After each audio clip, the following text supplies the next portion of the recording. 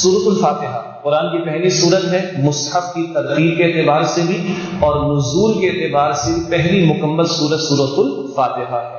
چند اس کی فضیلتیں، بخاری کی حدیث سے یہ قرآن کی عظیم ترین سورت ہے۔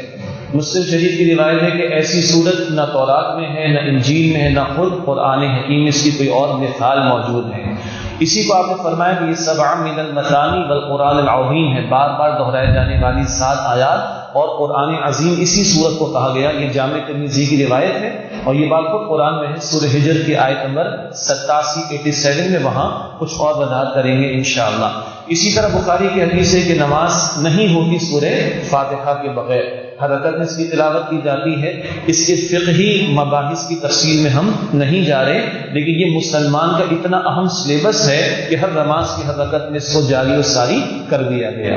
اس سورہ فاتحہ کے مضامین کو سمجھنے کا ایک انداز تو یہ ہے کہ سلیم الفطرت انسان کے جذبات کی ترجمانی اس صورت میں اللہ نے عطا فرما دی کہ غور و فکر کرنے والا انسان جب اس کائنات پر غور کرے گا تو اس نتیجے پر ضرور پہنچے گا کہ ایتھیزم کے تمام تر حملوں کے باوجود سلیم الفطرت انسان ضرور اس نتیجے پر پہنچے گا کہ یہ کائنات خود بخود وجود میں نہیں آئی، اس کا یہ جو ڈیزائن ہے، اس کا جو ذرہ ذرہ ہے، چپا چپا ہے، وہ بتاتا ہے کوئی ہے ضرور جس نے پیدا کیا، میں اور آپ اسے اللہ کہتے ہیں۔ نمبر 2، انسانی فطرت میں نیکی بدی کا شعور موجود ہے۔ انسان چاہتا ہے کہ اس نے اگر خیر کا عمل کیا تو بدلہ اچھا ملنا چاہیے، اور اس کے ساتھ کسی نے برا کیا تو اس کو سزا ملنی چاہیے، یہ فطرت کی پکار ہے۔ مگر ایٹ ٹائمز کئی مرتبہ ایسا ہوتا ہوا دکھائی نہیں دیتا، اور فطرت کی پکار ہے کہ ایسا کوئی عالم ہو کہ جب نیکی کا بدلہ بدی کی سزا مل جائے۔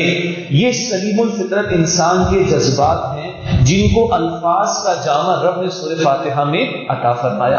ایک اور انداز سمجھنے یا سمجھانے کا یہ کہ ہمارے دین کی 3 بنیادی تعلیمات، ہمارے 3 بنیادی عقائد، توحید ہے، آخرت ہے، رسالت ہے، ان سب کا تذکرہ بھی سورۃ الفاتحہ میں موجود ہے۔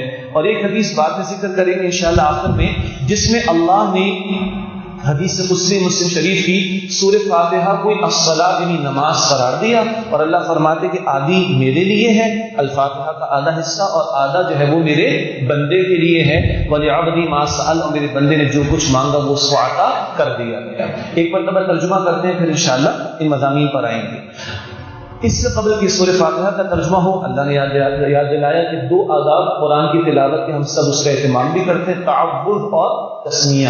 تعوذ اللہ کی پناہ بیان، اس کا حکم قرآن نے دیا سورہ نحل کی آیت نمبر 98 میں، اذا قرأت القرآن فاستعذ باللہ من الشیطان الرجیم، جب تم قرآن پڑھنے لگو تو اللہ سبحانہ وتعالیٰ کی پناہ لے لو شیطان مردود سے۔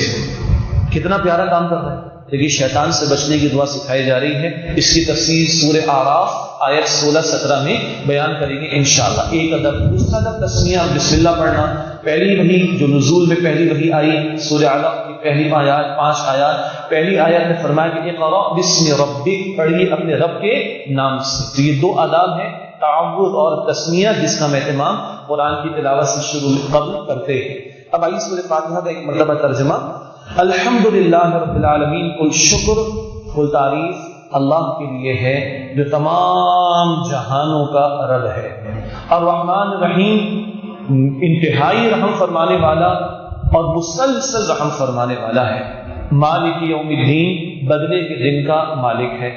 ایاک نعبد، اے اللہ تیری ہی عبادت کرتے ہیں، اور ترجمانی ایک اور ہوگی کرتے رہیں گے۔ وَإِيَّاكَ نَسْتَعِينُ، اور تجھ ہی سے مدد مانگتے ہیں اور مانگتے رہیں گے۔ اهدنا الصراط المستقیم، ہمیں سیدھے راستے کی ہدایت عطا فرما، اس پر چلا دے۔ صراط الذین انعمت علیہم، راستہ ان کا اے اللہ جن پر تو نے انعام فرمایا۔ غیر المغضوب علیہم، نہ کہ وہ کہ جن پر غضب ہوا، ولا الضالین، اور نہ وہ کہ جو گمراہ ہو گئے۔ یہ سورہ فاتحہ مکمل ہو گئی۔ البتہ اس کے بعد ہم کہتے ہیں آمین، یہ بخاری کے الفاظ بھی ہیں، اور آمین کا مطلب یہ ہے کہ اے اللہ قبول فرما، اے اللہ اے صحیح ہو۔ یہ ہوا ترجمہ۔ اب آئیے اس کی آیت پر تھوڑی سی بات کریں، اور وہ جو بات تھی سلیم الفطرت انسان کے جذبات کی ترجمانی، نمبر 2 ہمارے عقائد، توحید، آخرت، رسالت کا بیان، اور نمبر 3 اللہ کے لیے آدھی صورت اور بندے کے لیے آدھی صورت ہے۔ ان 3 بنیادی باتوں کو ذہن میں رکھیے، اور کچھ اس کی وضاحت آپ کے سامنے رکھتے ہیں انشاءاللہ۔ سبسکرائب کیجئے ہمارے چینل اور دبائیے بیل کا آئیکن تاکہ آپ کو ریگولر نوٹیفیکیشن اپڈیٹس مل سکے۔